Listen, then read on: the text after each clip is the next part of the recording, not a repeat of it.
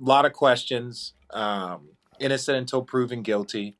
Um, I've worked with the federal government before. I've worked with the feds before. A person that stole millions of dollars from me is literally getting out of prison in a couple of days.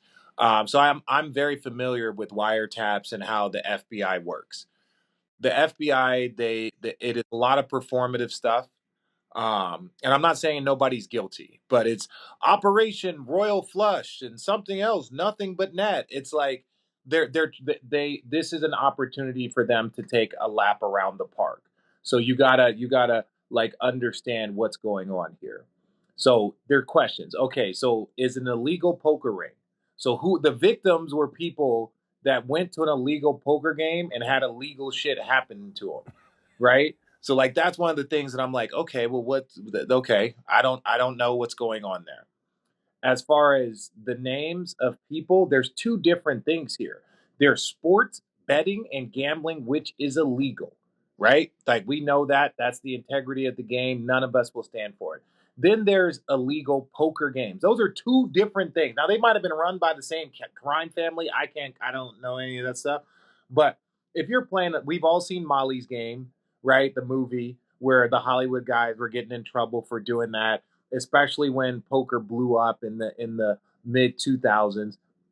So the way I see it is that there's more information to be had. This is their hey, look at what we did, right? Which great, take away crime, get rid of all that negative stuff.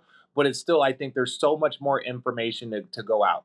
Because let's say hypothetically, Chauncey Billups, like Channing, I'm getting paid money from MGM to go do things and play golf with people. So Hmm. if your buddy is like, "Yo, I'm going to pay you 50K and we're going to get all these guys to come gamble with you," right? So that's what the setup, like an appearance fee type stuff. So was that his involvement? Was he involved in the whole? Like we don't know any of those things. That's where it's innocent until proven guilty, right? That's where I will respect Chauncey. I will respect everybody until all of this stuff comes out. Because if you're invited to go play in a poker game and someone's going to pay you 100K or whatever as like an appearance fee, you might not know who's running the back of the house. He might not know all of that information. Maybe he did. So that's why it's hard to speak on that.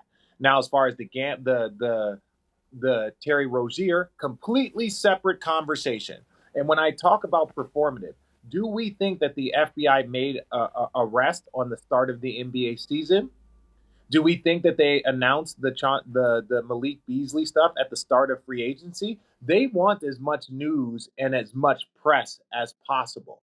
And I say that for this case. I'm gonna tell you guys one my case. So my former business manager Ted Kritza stole millions of dollars. He forged my name and put it on a bank on a part of a bank loan. He was forging my name. He was cooking my books. I called the bank and I'm like, I've never met you guys. I don't know. And it's like, oh, whatever. So now we find out that there's fraud. Stay with me. So now the FBI, I'm doing wiretaps. They're doing surveillance. They're doing all of these things. Meanwhile, the bank, because I've now defaulted on that loan, because I'm like, I'm not paying that. The bank goes and sues me. Stay with me. The bank sues me for the old money. Now, the FBI knows that Ted is under investigation. They have him on wiretap, confessing to the crime.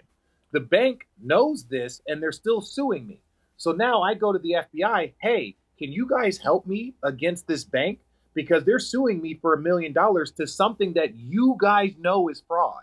You guys know it is fraud, and the FBI is like, hey, we don't want to mess up our case. And I'm like, your case is protecting the victim who's about to lose a case to the bank. So I lost them. I lost just under $1 million to the bank in the middle of the fraud investigation going against my business manager. So the bank came after me. They won, even knowing that I was the victim. And the FBI did not want to step in because they didn't want to mess up their case. It wasn't about protecting the victim. They'll say that, but it was about not messing up their case. So when I say it's performative, when I say that like it's innocent until proven guilty, I've been involved in FBI cases before. And so I say this until everything comes out, that's when I'm going to say innocent until proven guilty. There have been a lot of people that have been brought under a federal investigation and been found innocent. So that's what I'm going to say. I'm not like, do we need to clean up gambling? Yes. Does it look like they were involved in some shit that they probably should have? Yes. But I will always stay innocent until proven guilty, not just because they're basketball players, because of any human being, because of what I've seen personally.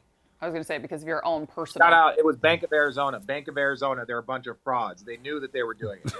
Shout out Bank of Arizona. Bank of Arizona just want their money. They're Bank of Arizona. Yeah, they just want their money. I was like, hey, I've been defrauded. And they're like, hey, we don't care. We don't care. You got the money. I'm like, want the our FBI dollars. sent a victim letter.